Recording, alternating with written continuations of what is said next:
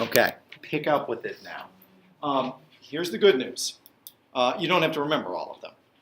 If this was like, say, an essay, one of the things that the College Board kind of rumbles about is putting increased emphasis on this kind of foundational stuff. Questions that look at not just how government functions, but some of how it functions relative to its historic origins.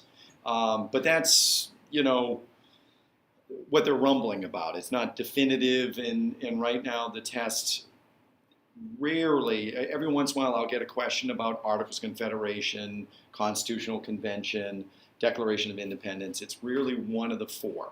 And even if it was, you don't have to remember all the acts. You just have to remember one if you were using it to kind of talk about how it influenced government, right? You wouldn't have to know all of them. That's the good news. Bad news is for the test, you're going to have to know all of them. But you have the notes and you have a way of kind of refreshing it. And we'll go through them in kind of I'm not going to do it exhaustively. I'll just spotlight some things that I think you ought to know, and I'll leave the rest for you guys to kind of read a little more intensively as you do the study guide work. And certainly if you have any questions, you can email me or contact me and we'll work through it, right? So the Navigation and Staples Acts. The Navigation Acts, what it says essentially is that any good traveling to the colonies must travel on a British ship and pass through British ports. So that is, mercantilism is this closed relationship, and everything is supposed to be within this closed relationship. But what happens if you need sugar? We're not growing it in the colonies. For that, you got to go to the French Caribbean, right? So there are things outside the arrangement of the mercantile arrangement that are allowing our enemies to profit at our expense. The cursed French are getting wealthy from the sugar trade. So let's say that any French sugar that is coming to the colonies has to go on a British boat and pass through a British port. And that is two places I can do what? Tax, right? Now, fingers, ones that make me feel good about myself and not hurt my self-esteem. What happens to the price of French sugar? Goes up. What happens to your desire to buy French sugar? It goes down. Therefore, you are more likely to buy something domestic. Honey, I know that's a nice sweetener. Stevia is not out yet. We don't have that, but they're molasses. That's a kind of a sugar byproduct. Honey, I guess, is your only choice. Or maybe I'll go without. Be patriotic that way. The bottom line is, from the British standpoint, this makes sense. One, it raises revenue. Two, it raises revenue at the expense, largely, of the French. It kind of hurts their sales, and it encourages domestic consumption. That's a win-win-win. What don't you like about it? Yeah, my sugar is now more expensive, and I don't get sugar as a result. We generally, kind of get angry when the cost of things go up. And that is maybe where you stop. But if we look at it a little more sophisticatedly, are we messing with freedom in the marketplace?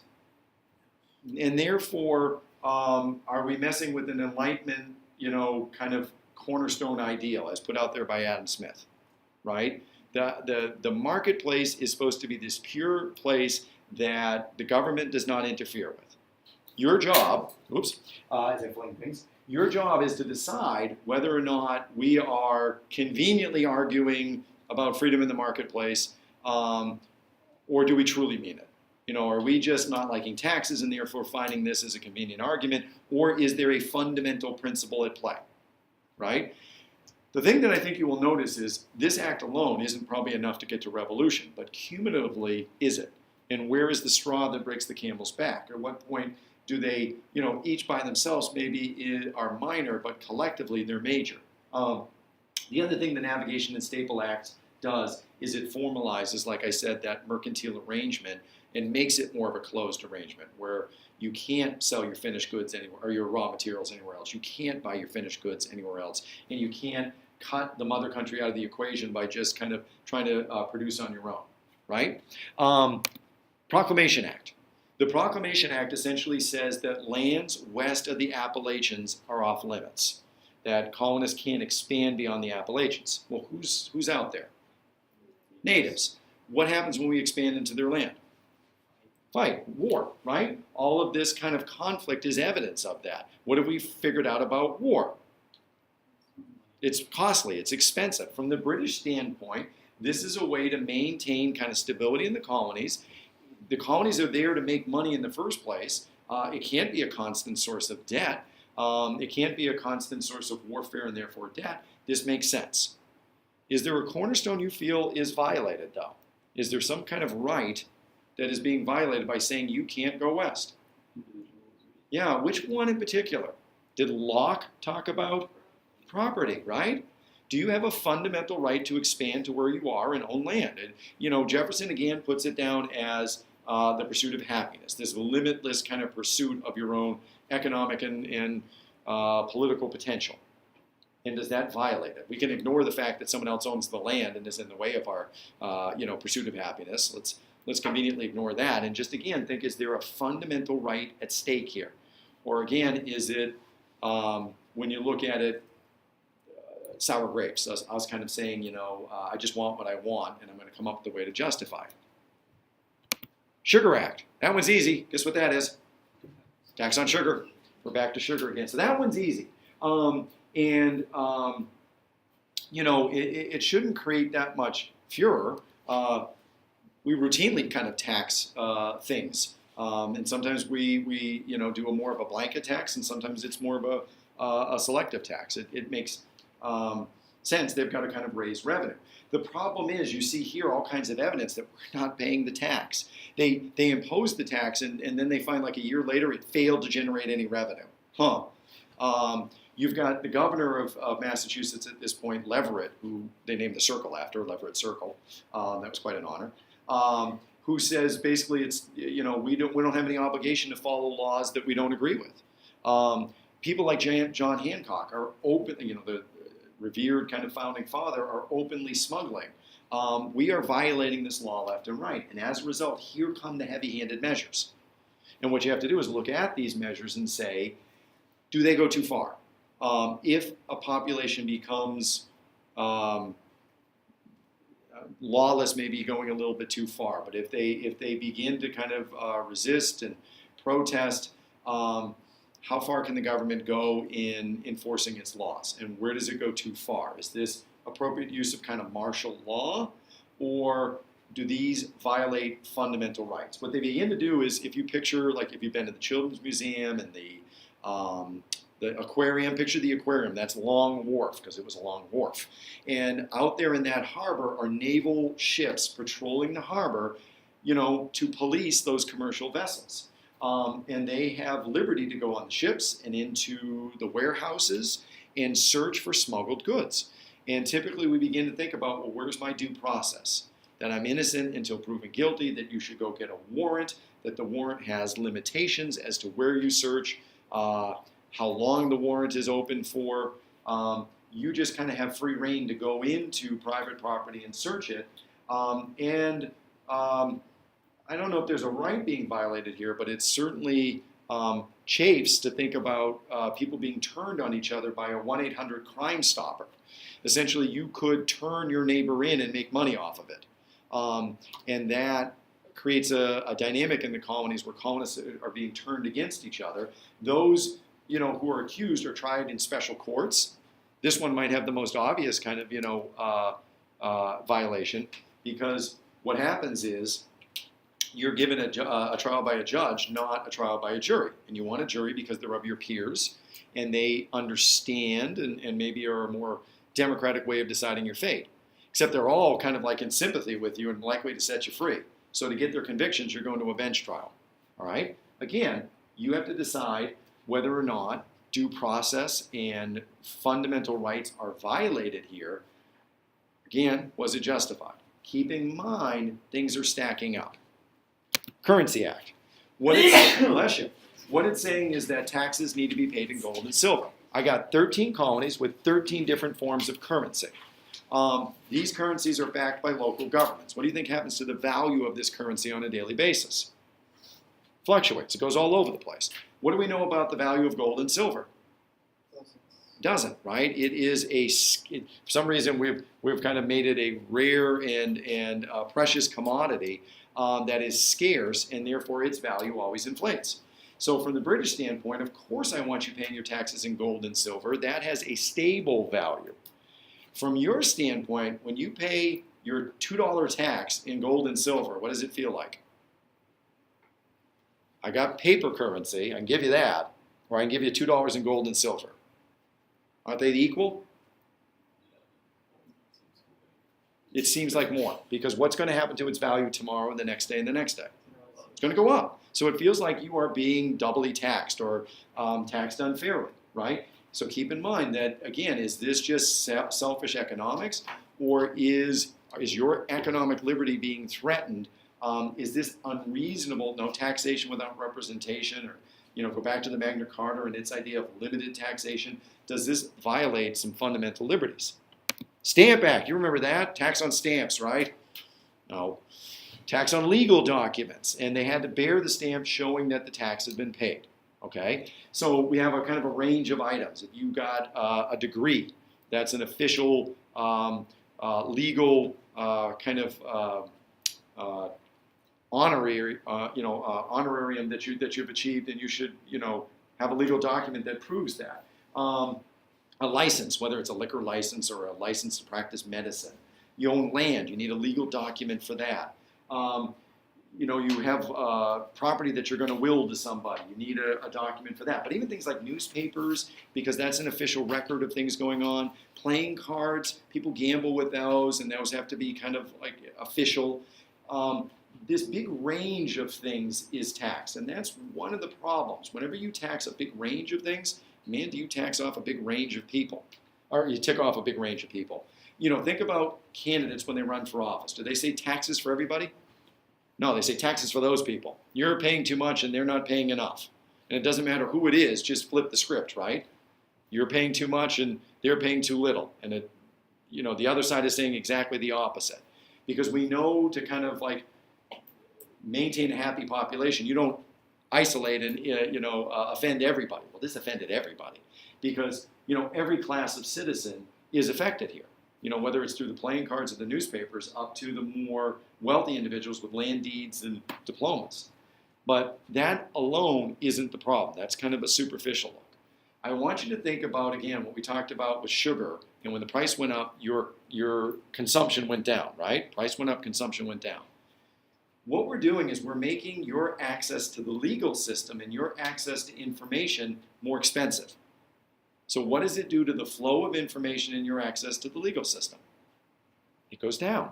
Is that an insidious kind of threat? One that we kind of miss? That we're choking off freedom of expression. We're choking off access to the legal system. Also, this is the first time there was a direct tax. Prior to this, anytime you taxed, it was to regulate the economy. I want to, I'm competing with the French because they're dominating the sugar trade, and I want to try to balance out the marketplace. Versus this is right on the consumer, and it's a way to make money. I'm not trying to regulate the economy. I'm trying to make money by directly taxing the consumer. And if you had that experience where you're doing your back-to-school shopping, you have picked out what you want, you did the math in your head, you walk up to the register, it's $100, but wait a minute, it's not $100. And you get that extra money, and you get mad, right? Because of the sales tax. It's right there in front of you. So the problem is not only is it messing with your freedom in the marketplace, it's in your face. It's overt. You had to go out of your way to pay it, and you had to pay it in gold and silver. And if you violated it again, they kicked in those juries, they kicked in trials without a jury. Quartering Act, that one right? Everyone was excited when they saw that one. I can answer that one. And you spent, the 10 minutes I gave you, you spent 8 minutes on the Quartering Act, right? The only thing that people mess up with the Quartering Act sometimes is, did it make people house soldiers in their private homes? Was there, a bunk bed and you were on the bottom and the soldier was on the top? No. What it says is you have to provide barracks. You are becoming increasingly lawless. We need to bring in more soldiers to maintain the law. You have to pay for that. You have to pay for their housing and their provisions and food and things like that. And if you don't, we will take up public accommodations, whether it is a tavern, an inn, a church, a barn. If you don't provide it, at your expense, then public accommodations will be taken up. Well, even though private homes aren't invaded, I think there is this, the reason we all have this misconception is because there is this insidious kind of, subtle threat about today it's public accommodations, tomorrow it's private homes. Mostly this is about economics though too, because what's happening is those public, the tavern, the inn, they're now out of business essentially. And so I'm threatening someone's economic livelihood. I'm threatening their freedom in the marketplace. Plus, these soldiers that are coming in are adding insult to injury. They are part-time soldiers who can take on other part-time jobs, and I want you to think about how they might compete against you in the marketplace. Like, I have a full-time job. I teach, kind of, right? I'm doing it now. So I have this full-time job, but I have the liberty during the summers of competing against you to get that job where you wear a name tag and a paper hat, right? We're all applying at McDonald's, and I'm competing against you for that job at McDonald's, right? What can I do? Yes, I'm older and I might have more experience flipping burgers or whatever, but you are willing to kind of negotiate for your wages a little differently than I am. I already have a job. So what am I willing to do that you might not be willing to do? I'm going to take lower wages. I'm willing to say, look, this is gravy. This is extra for me. I'm willing to trade 4 or 5 hours of my day for less than you'd be willing to give up 4 or 5 hours of your day. So there's some economics to this. And again, you've got to sort out, is it a legitimate violation of privacy, which we haven't quite grounded anywhere yet. Privacy is a right that we will eventually find within the Constitution that is mentioned nowhere directly. Yet it's one of those rights that we all kind of feel very strongly about. It's kind of funny. Nowhere in the Constitution isn't mentioned privacy. Nowhere in the Magna Carta or anything like that. It's just a right we always kind of assume and derive from others. And we'll talk later about where we get it. This does represent a kind of a breaking point. What you begin to see is all kinds of resistance, some of it constructive, I suppose, using traditional forms of resistance like just communications and solidarity. The committees of correspondence are a way to keep the 13 colonies informed of each other's activities and what's happening within Britain, where they're kind of violating rights. Think about it. Where is most of the revolution centered? Where's most of the radical kind of actions happening? Here, be proud. Big number one finger for Massachusetts, right? Or we'll use the other one because we're from Massachusetts. We often use it when we're driving, right? So we are the hotbed of the revolution. And if England was smart, they would just cut off the head of the snake, right? Isolate Massachusetts, and this was part of their wartime strategy. Cut off the radical parts from the other more sympathetic parts, and the revolution is done. Well, what this does is it keeps us all in communication with each other. So it's vital. What it reminds South Carolina and North Carolina is where Massachusetts goes today, you could go tomorrow. And so this is a constructive way to resist. And again, I think it influences us today because this is still a go-to strategy. Just putting a public spotlight on something as a way to create pressure and therefore change. But we're not adverse to more radical actions, and hence the Sons of Liberty, as headed by Sam Adams and John Hancock. And they are going to use, the whole spectrum of more radical kind of actions. Whether it's, they start with simply non-importation agreements, boycotts. That's a powerful tool. To say I will not buy from England until England changes its policies. I will not buy from this company until this company changes its policies. Protest. Protest is a way to physically demonstrate your numbers and your power and your level of anger. And sometimes when you're showing your anger, you're going to burn things, right? We're going to burn the papers that bear the stamps. We're going to, let's go a little further. Let's burn something in effigy. What does that mean? Effigy. Yeah, the doll. It's not you. It's just kind of you. It says tax collector. It's not you. It's just kind of you. And I'm going to hang it, and then I'm going to burn it. But don't worry, right? I might burn paper. I might burn things in effigy, and then I might burn the governor's home. They go to the next kind of step, to hanging tax collectors in effigy to actually tarring and feathering, which is kind of cute, isn't it? You make someone look, you make them look silly. You make them sticky and you put feathers on it. How do you get tar to be viscous, to be liquid enough that you can pour it over somebody? You got to get it heated to the melting point.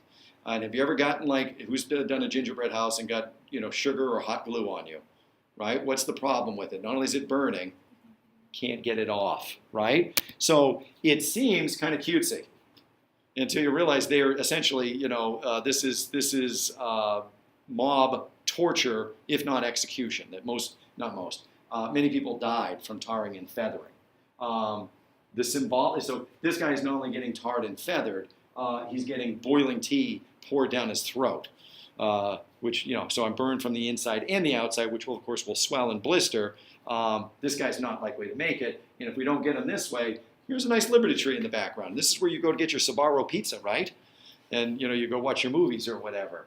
But what's hanging from the Liberty tree? The noose. It's called a Liberty tree because this is where we hang tyrants. This is where we normally hang our effigies, but maybe we string up a tax collector or two, right? I love it because, again, it shows you, again, the dangers of the mob. I love this quote about how you see a mob work up, that they showed up in the morning and they erected a gallows, a scaffolding to hang somebody with, and then they went home because they had other things to do. And about 10 o'clock, they came back, and they had, by that time, made the scarecrow that they were going to hang up the stamp master, and they hung it by the neck. And then at 5 o'clock in the afternoon, they came back again, and they made a fire under the gallows that burned the gallows and the effigy.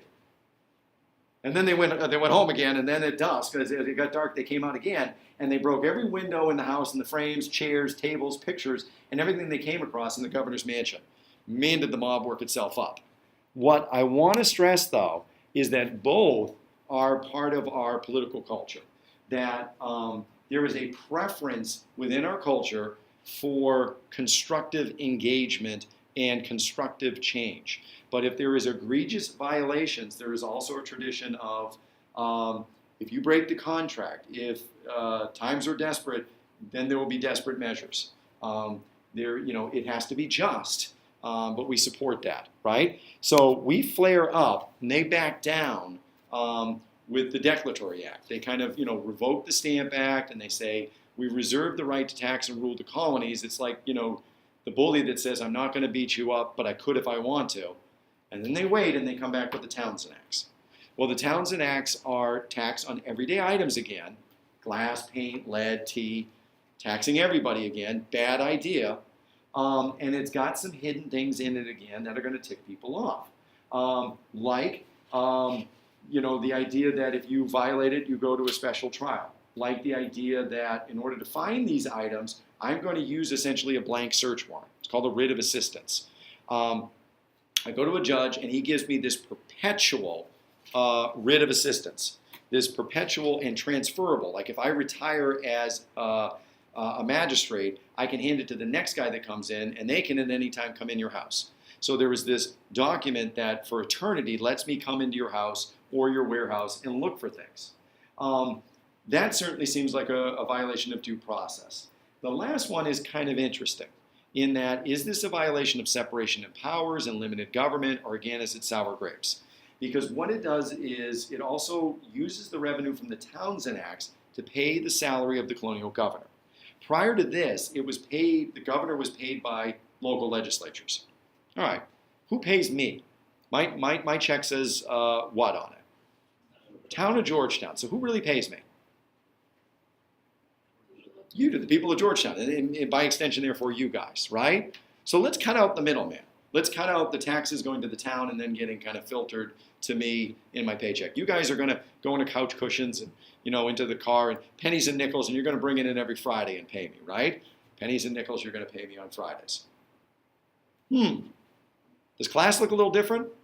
Is it a test today, Mr. Hastings? Oh, it's payday too, Mr. Hastings. It's test day and it's payday, Mr. Hastings. That's funny, those two things line up. Let me see if I can find your change. I'm a little short. Are you sure it's test day? You sure today is? Oh, it's not test day. Here's your money. The power to pay equals the power to what? Blackmail, right? And that's how we had been using it. We had been using salary as a way to, control that governor who was an aristocrat and keep him somewhat in line. And we lost that power. Didn't like it. Along comes the Tea Act.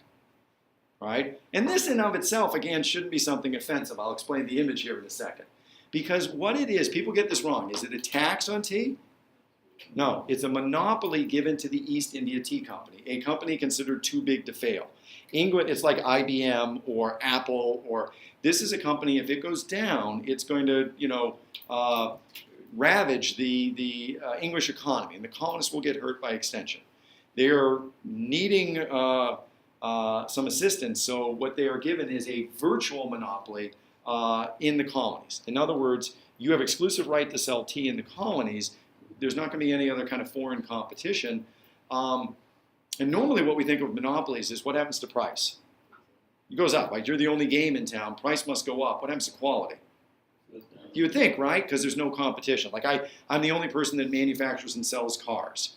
You need a car, so I'm going to charge you $1 million a car, and 50% of my cars explode within 100 feet of the dealership. What do I care, right? You need a car, so my cars can be $1 million and exploding. Where are you going to go? That's not the case with the East. That's not the case with the East India Tea Company. Their tea was cheaper than the other kind of teas available, because the only other teas available were the smuggled tea. And that's a lot of middlemen and risk, and that drove up the price. So my cost of tea isn't going up. Why am I mad? Because they could do it, and they could do it to something else. If they did it to this, they can do it to something else. And what's the significance of the this? What's tea to the British? I don't get it. It's mulch, right? It's twigs and bark and other things in hot water. Who likes to drink hot water? But for the British, it is a sign of civilization. They have tea time. Can you imagine tea time? Can you imagine if in the middle of your hectic American day, time out, tea time, and you sat down and you had on fancy china tea with finger sandwiches and the crust cut off and little cookies? Who would not like tea time? And there's like a Monty Python skit where they do it in the middle of a war. They're fighting the Zulu, and people are being killed left and right, and tea time breaks out. And they continue to have tea while people get butchered around them. It is an institution that they are civilized. And if you take this, what's next? Air. You're gonna put a virtual monopoly on air. Hence, I come back to Smeagol, because what is our version of tea? Coffee is our everything, isn't it? It is our everything. For Pip especially, right? Coffee is that, and we use it differently. It's not a sign of civilized. It's a sign that we can do more. I can function on 4 hours of sleep and do more. And it is my God-given right to have a coffee, to the point where if I step out of a Dunkin' Donuts, what do I expect to see across the street? Another Dunkin' Donuts. And if I look left, I'm hoping to see a Starbucks. We are maniacal about coffee. So can you imagine someone threatening coffee? You understand the threat to tea, right? Really what it is what you said. It's the principle of the thing, all right? So what is this ridiculous image?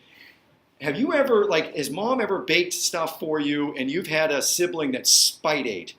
In other words, there was 8 cupcakes and they ate all 8, not because they wanted them, because they didn't want you to have it, right? Who spite ate before? Had a sibling that, yeah, right? This guy is spite eating. He's going to eat this cupcake so you can't have it. And you are 18 years old, 19, about to go into college, and you start sobbing to your mother. He ate my cupcake. And she looked at you like you're insane. Why are you crying? Is it because you didn't get the cupcake? No. It's the principle of the thing. It's the fact that they took from you. And it's not the cupcake. It's the fact that they took, right? So when they did the Tea Act, it's like your brother eating a giant cupcake out of spite, and you're going to have the tea party as a result, where you disguise yourself. But keep in mind, dressing up as the natives is not so they avoid prosecution. The British were there watching, right? This was an event. You can go replicate it. It's my favorite thing. You can go down to the Children's Museum, and they have the Liberty there, and you can go on it, and you can commit what the British would consider a terrorist act. You can kind of throw a chest of tea into the harbor, and then they pull it back up by a rope and let the next kid do it. And by the way, that is interesting. Sons of Liberty to us are sons of liberty. What do the British see them as? Terrorists, right? It's all in perspective. This is, us dressing up as natives to avoid prosecution. It's a bank robber's mask. But it is a very deliberate show of our unhappiness. We throw 342 chests of tea into the harbor. That number, for some reason, sticks with me because it's this arbitrary amount that is not going to bring down the East India Tea Company. What it's going to do is provoke Parliament. And we definitely, have you ever had a button you had to push? that teacher that was an absolute tyrant, that this situation is so tense, I need it to break. So the teacher says to you, if you do this one more time, if you say boo one more time, I'm going to run up this wall, across the ceiling, down. I'm going to be like, the cartoon Tasmanian devil. I'm going to, run around the room, grab you by the ankle, swing you around 342 times because of that number, throw you out the window, and then drive over you 6 times. Then I'm going to go get your family. And you're thinking, oh my God, that is the most dire ultimatum I ever had. Let's see what happens. And you say what? Boo, just to go for that ride, just to watch the teacher go, insane. And I'm saying this on tape, you would never do that. But they did it, right? Why did you do it? You knew that the teacher was going to act insane and do all those things, but you pushed that button anyways. What did you want the teacher to look like? An idiot, a monster. You wanted to basically snap that kind of tension by provoking the teacher, and it's either going to get worse or it's going to get better. You ever been there? It's going to get worse or it's going to get better. That's what we're doing here. This is a deliberate effort to provoke Parliament, and man, do we. Because here comes the intolerable acts, where they basically crack down on us to punish us for our role in the Tea Party and to return us to our proper role, right? So we're going to close down the port of Boston. We're under martial law. No goods in or out until you pay for things. We're going to take away representative government. The thing that allowed you to kind of organize and conspire, that goes away. So no more elected officials. The aristocratic governor is going to appoint people. No more meeting in the form of committees of correspondence or in the form of town meetings unless you have permission. We're taking away representative government. Maybe we're here now. Maybe this is your straw. We're like, yeah, we used it and challenged you in a number of ways, but these are fundamental. Back comes the Quartering Act. Back comes trial by, well, in this, you got a trial where you were kind of guaranteed a conviction. Ever since the Boston Massacre, British officials being charged of anything, they got lucky. They got John Adams getting them acquitted of any wrongdoing in the Boston Massacre. They didn't trust that in the future. Any British official accused of a crime got tried in a British territory by a British kind of, a more British jury, right? To enforce this, in comes General Gage, in comes 2,000 soldiers, in comes martial law. I throw the Quebec Act in there because Mr. DeFranco likes it. It's important because what it says is territories up in the Ohio River Valley essentially don't have the same kind of democratic guarantees in terms of local assemblies and freedom of religion. It puts those territories in control by a governor appointed by the king, and so they can't develop the same way the other colonies did. And so that's seen as kind of an insidious threat, but it's always this, it's part of the intolerable acts, but it's outside of it. At any rate, this is our breaking point. This is where we have to kind of find the next level of response, and that's the First Continental Congress, where we're done with these little committees of correspondence informally linking the colonies. Let's have a big representative kind of meeting where delegates from each colony gets together to try to decide what to do going forward. And we're going to try to work for peace, but plan for the worst case scenario. We're going to arm Massachusetts in case things go worse. We're going to try more economic sanctions. We're going to set up a future meeting if these things don't work. And we kind of keep our fingers crossed that things will work. Well, how do the British look at this? We are openly drilling. We're under martial law, but there are people in the Commons openly drilling, getting ready to kind of resist. We are warehousing weapons, and they know that. There's this kind of complex spy networks where their spy networks find out we're housing weapons, and our spy networks find out they know. And it sets off the inevitable. We know it's inevitable. We know that they're going to come for the weapons. We know that they're going to come for John Hancock and Sam Adams. The event that kind of, kicks it off is the what? As we know they're coming. Who rides off to warn? Paul Revere. It's the midnight ride. Is he alone? No, he's just...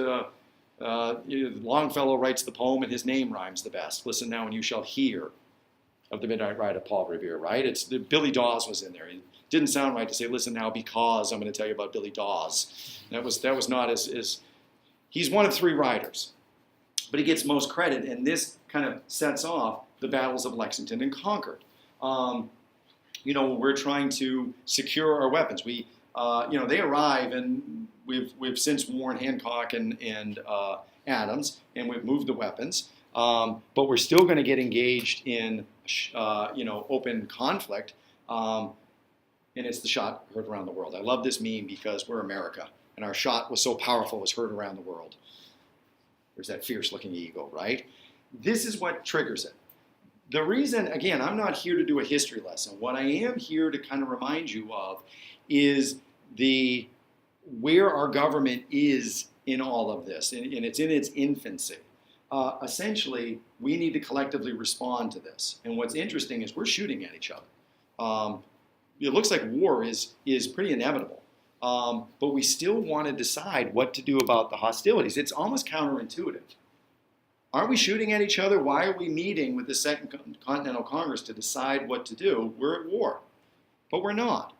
I come from a family of giants, and unfortunately it skipped me. The cousins of mine who are female are like 6'2" and 6'3", and then the males, the boys, are 6'5" and 6'6". And the Thanksgiving tradition was just to pummel me. They kind of took turns sitting on me and pummeling me. And I remember one time just hauling off and throwing a haymaker at my cousin Frank. It had to be up like this because he was like he's like 300 pounds. He's just solid. And I threw this haymaker, and it kind of connected. And then I thought, oh God, oh God, oh God, oh God. And in my head, I'm like, do I curl up in the fetal position and protect vitals, or do I just keep throwing haymakers? What do I do? Well, that's Lexington and Concord. We just threw a punch at our 6'6", 300-pound cousin. And we're like, oh God, oh God, oh God. And we have to decide fetal position or just keep going for it, right? That's what the Second Continental Congress is. It's one of our first, again, we've had informal steps towards like a national government, some way to respond collectively. Committees of Correspondence, Sons of Liberty, First Continental Congress, Second Continental Congress. It gives you a little bit of an idea of what we would do naturally, what we kind of naturally expect when we have to respond to something as a nation, that we come together as a nation and we make these decisions democratically. I think that's its significance.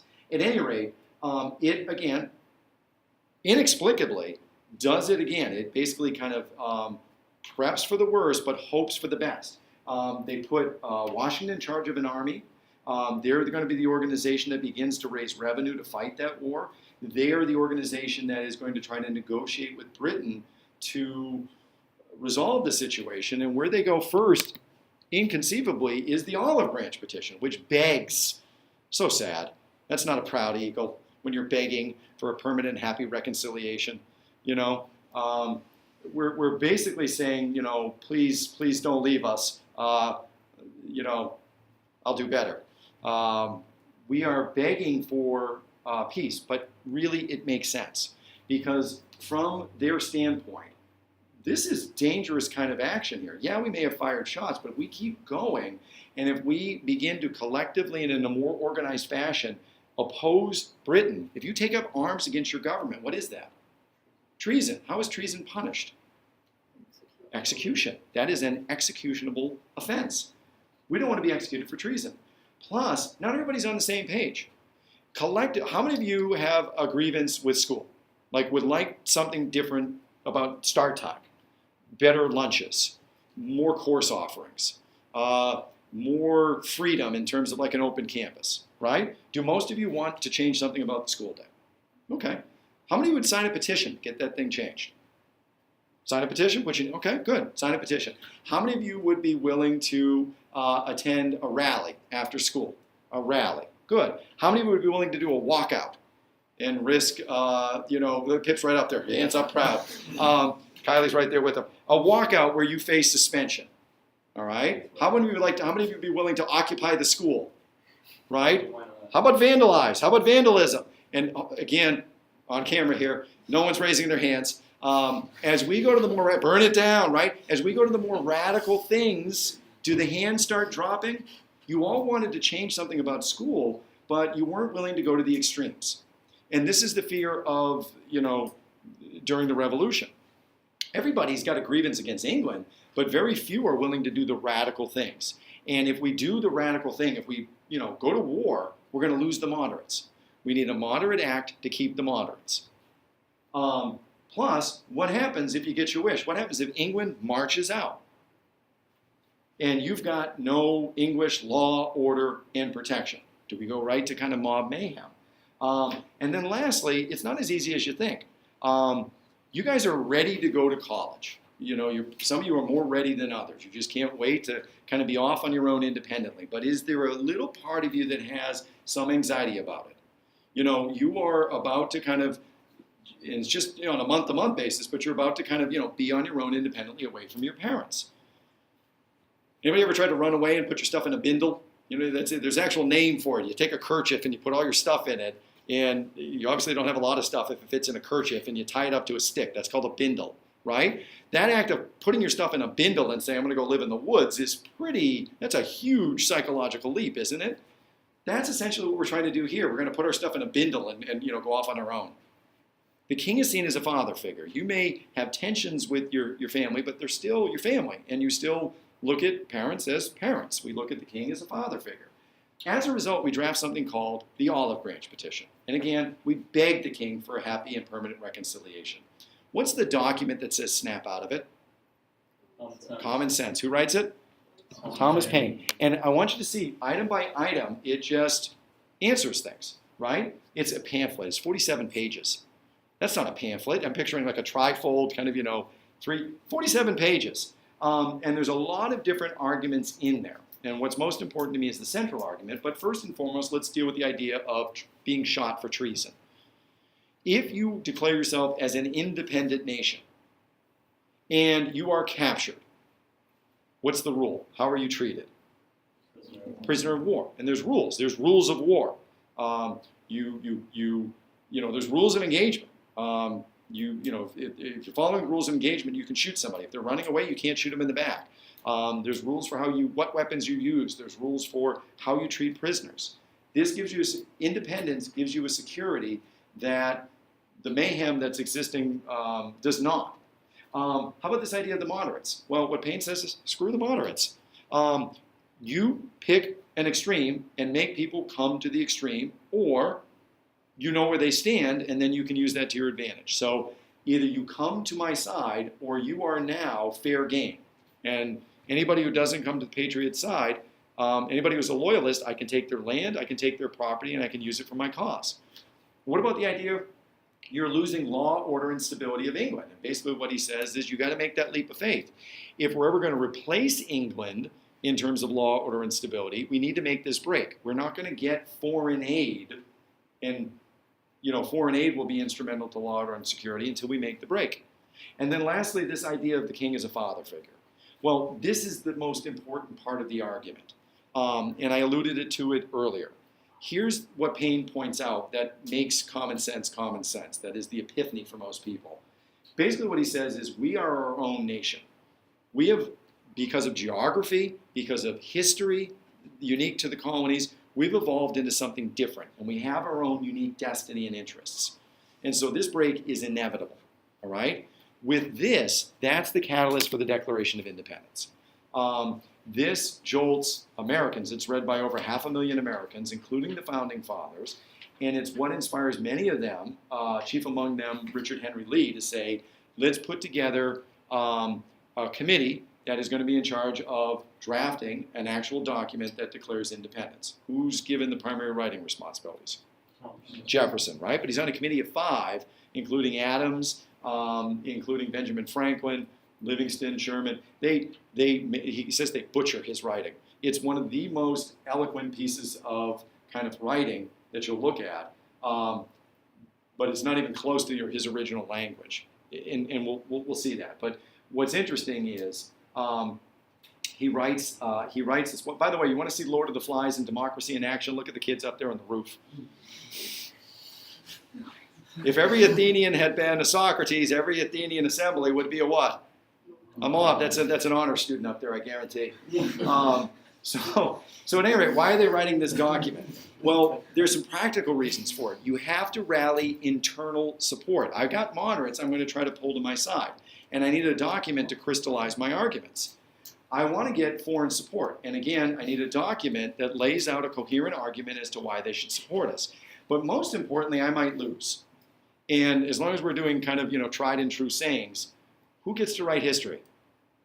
The winners. So if I lose, there's no one screaming from the past saying I was right, I was just. History demands you write this document, all right? Now, this is where I typically would pause, and we've got to make some decisions, where you're going to look at the document and you've got to be fluent in it.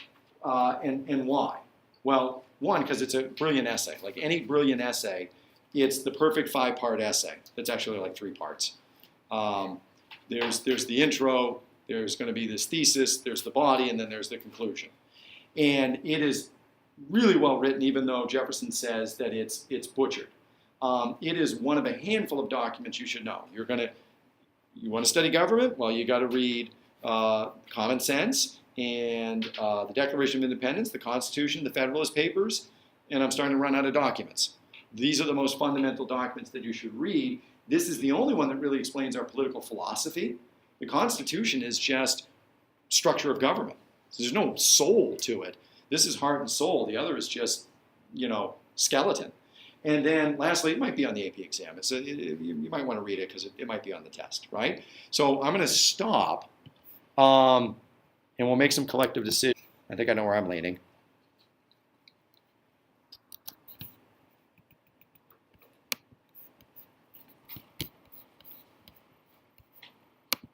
Got some editing to do.